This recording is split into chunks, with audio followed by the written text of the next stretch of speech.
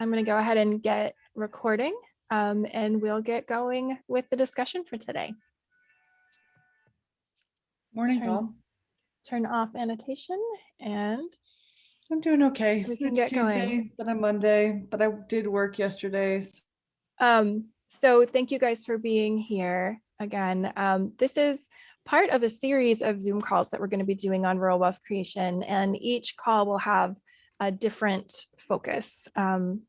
After today's event on local foods, recreation and tourism and entrepreneurship, then we'll be having 2 more events in March, one on broadband infrastructure and services, and also looking at how rural wealth creation connects in with regional planning, as well as one at the end of March that will be looking at workforce development, energy, and forestry. And all of these events are going to be held by Zoom, and they'll be held from noon to 1:30 Eastern time.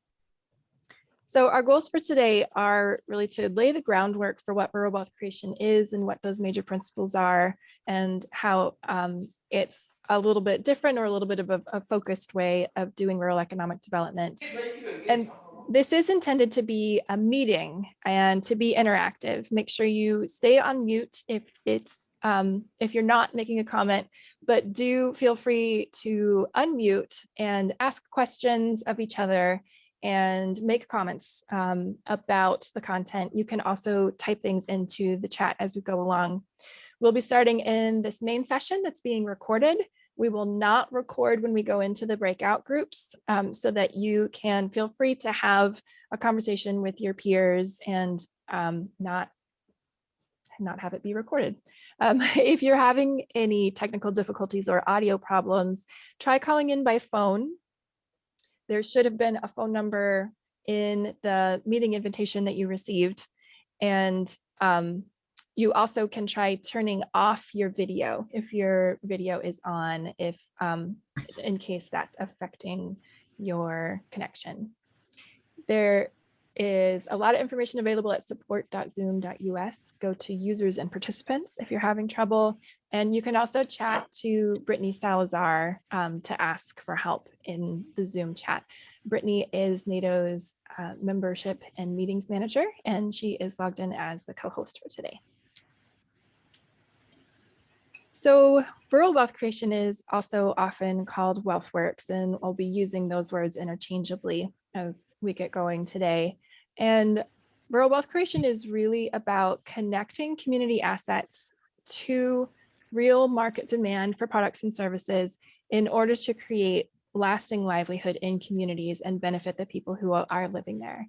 And this is done in a variety of different regions and different sectors by drawing on these 3 major principles of doing economic development differently by building multiple assets or multiple forms of wealth at the same time, focusing on building opportunities for local ownership and control, and being intentional about creating opportunities for everyone across the income spectrum and people who typically haven't been as involved in the past.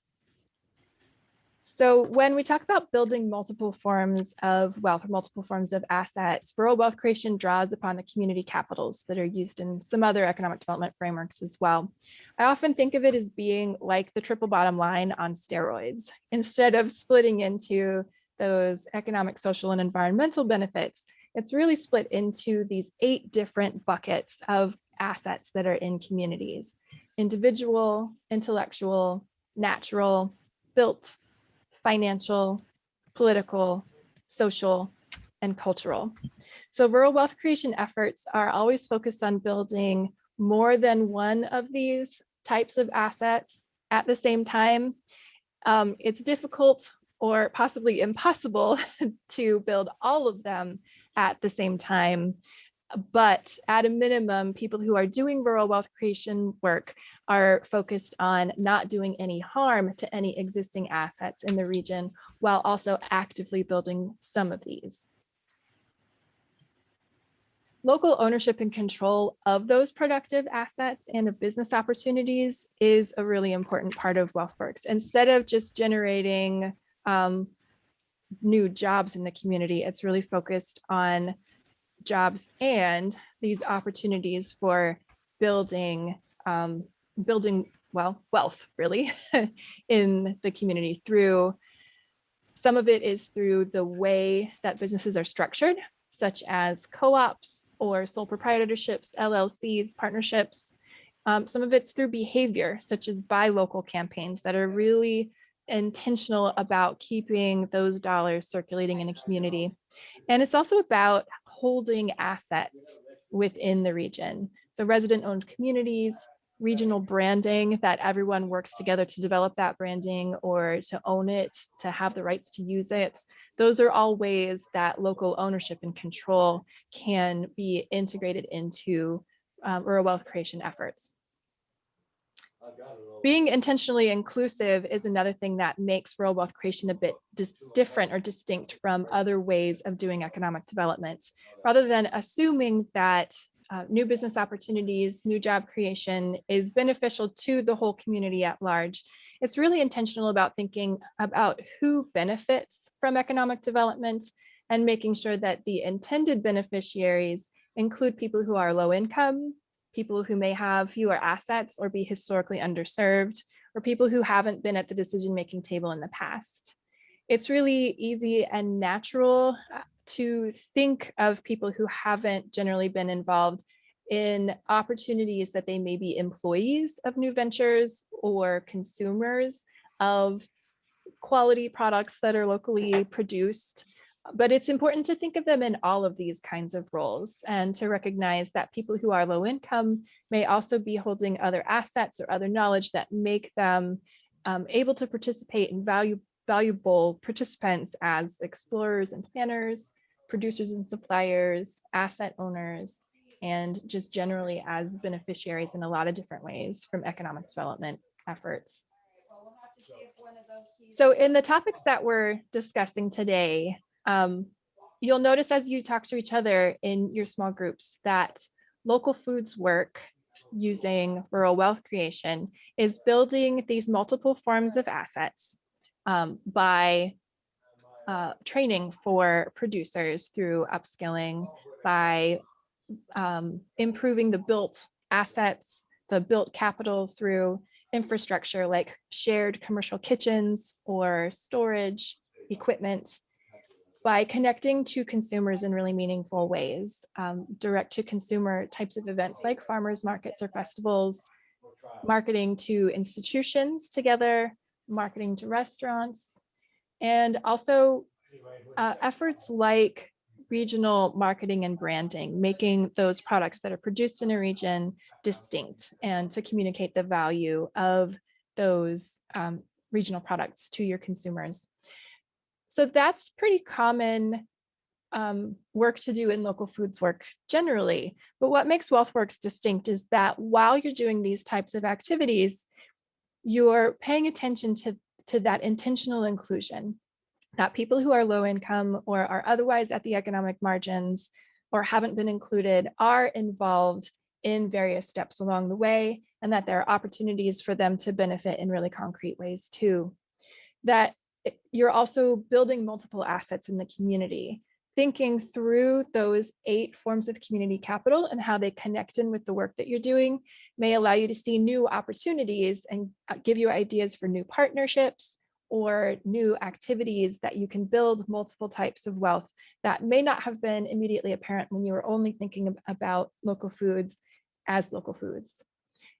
We're focused on building that local ownership and control. So what are ways that we are improving the livelihoods for people who are landowners and farmers and producers who are working in local foods, and people who are business owners selling local foods, and that we're connecting to consumers, that we're selling the types of foods and food products and services that people are really interested in. Similarly, with recreation and tourism, the types of activities that your peers are going to talk about are going to be similar to destination marketing or other kinds of tourism work. Doing rural tourism always requires some extra intentionality, but you'll hear people talking about how they're meeting that that tourism equation of three, and sleep, 3 things to do, 3 places to eat, and places to sleep. And in rural wealth creation, that might look like developing partnerships with people who own a property that could be developed into an Airbnb rental or something like that, because there may not be the kinds of traditional hotel infrastructure that you may see in other places. It may be focusing on wayfinding and signage so that people can find out what's available to do. You're going to be wanting to connect to those consumers and maybe looking for people who can get the impressions of a lot of different potential consumers, like a tour operator or someone who is in that kind of a role and can aggregate that information. You'll probably see a lot of marketing and branding as you guys talk to each other, regional websites or logos, directories, things that people have worked on together to create an asset that's shared and gets the word out about what's going on. All of that work is tied back to those WealthWorks principles of inclusion, building multiple assets in the community, local ownership and control, and tying back to real market demand. We grouped entrepreneurship into this discussion on local foods and recreation and tourism today because we see a lot of entrepreneurship efforts in those economic sectors, although entrepreneurship can be really something that people work on in any sector. We see it a lot with these. And we also see a strong connection between that local foods work and recreation and tourism work because of the opportunity to sell those tourists and people visiting a region locally produced foods. So in entrepreneurship, we're seeing those same kinds of work, recognizing that people who don't have an opportunity to take large risks, maybe starting really small with a side hustle, but that's still an entrepreneurship effort and worthy of development and support, just as if it were a larger entrepreneurship effort that's more likely to develop into a business opportunity with additional job creation more quickly because there are some additional supports or coming in with some additional financing or something like that. So those same principles of doing rural wealth creation get connected back into doing entrepreneurship as well. So we're going to talk about that in the breakout groups today. So you've introduced yourself in the group chat here. As we move into the breakout groups, there will be a facilitator in each group so that you can talk about who you are, where you are, and what you're working on. Who are your major partners and the key assets in the work that you're doing connected to these topics of local foods, recreation and tourism, and entrepreneurship? And what are your challenges? The people who are attending today's meeting are a mix of technical assistance providers and practitioners. So there are a lot of people whose expertise you can draw upon to brainstorm and see who else has had a similar challenge and get some resources shared. So our facilitators today are Melissa Levy, the founder of Community Roots, Clifford Deaton with the Aspen Institute Community Strategies Group, and Brett Schwartz, who's also with the NATO Research Foundation. So Brittany is going to go ahead and move us into our breakout groups. We'll pause the recording and we'll see you on the other side in the last few minutes of the call when we report out. Thanks so much for being here, and we'll see you again in a little bit.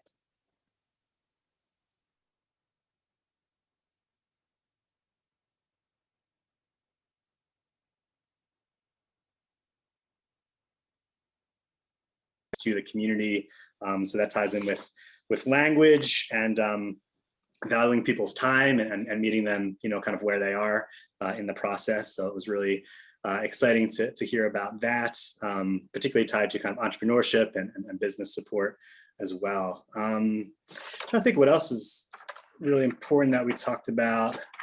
I underlined something. Yeah, kind of focusing on kind of what's already in place. I think this came up often, and it's just kind of my experience when I kind of was learning about the WealthWorks model, a couple years ago as well. As many of you on the call are already kind of doing this work, and certainly just certain elements of it.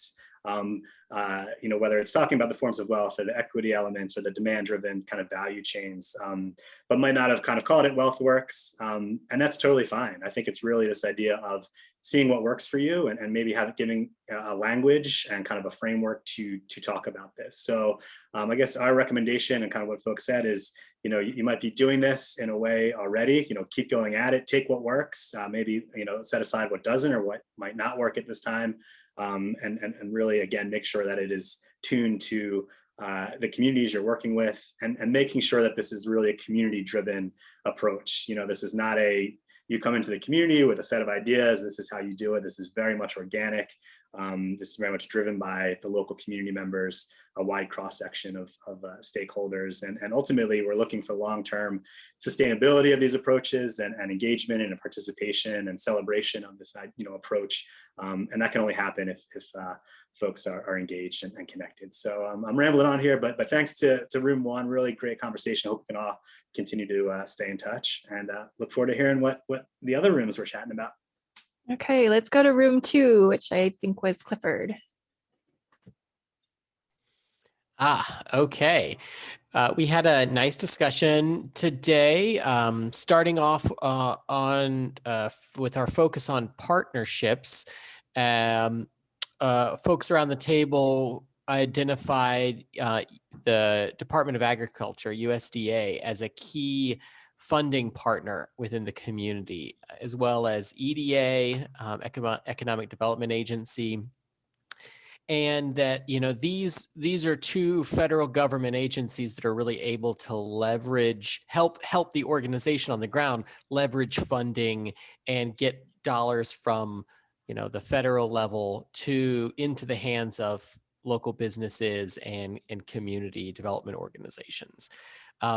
Also mentioned was philanthropy, that philanthropy is able to do something similar.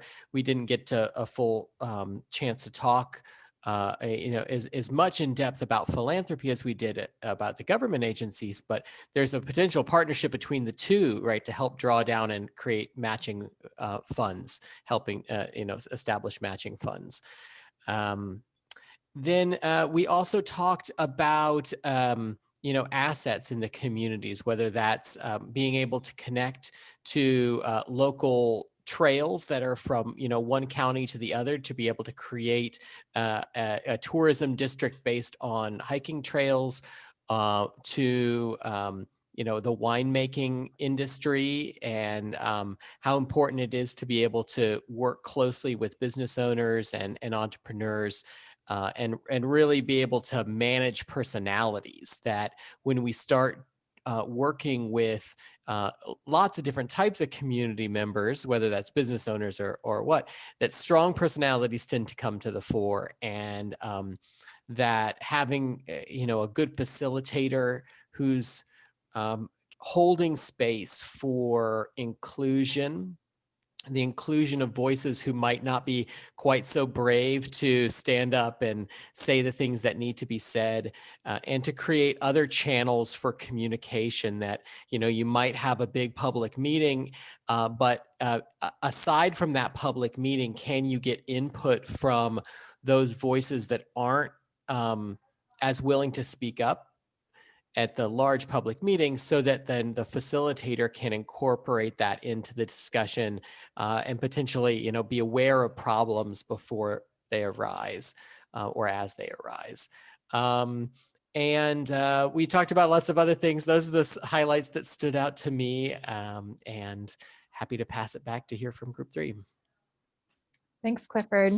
And Melissa, what were some of the highlights and themes that happened in your group? And as Melissa shares other folks, you're welcome to pop in the chat and share additional information about what some of your key takeaways are.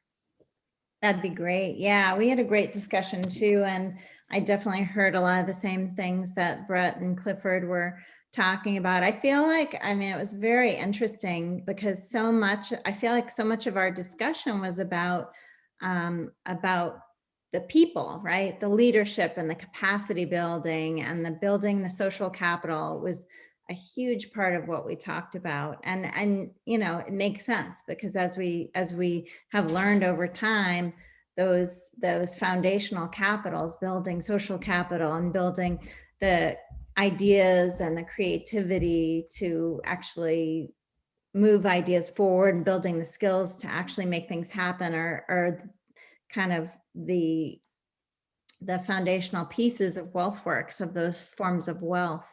And that's what I heard on the call today on our breakout, was really, about building the leadership capacity, building new leaders and young leaders and older leaders, and getting different kinds of voices into this work.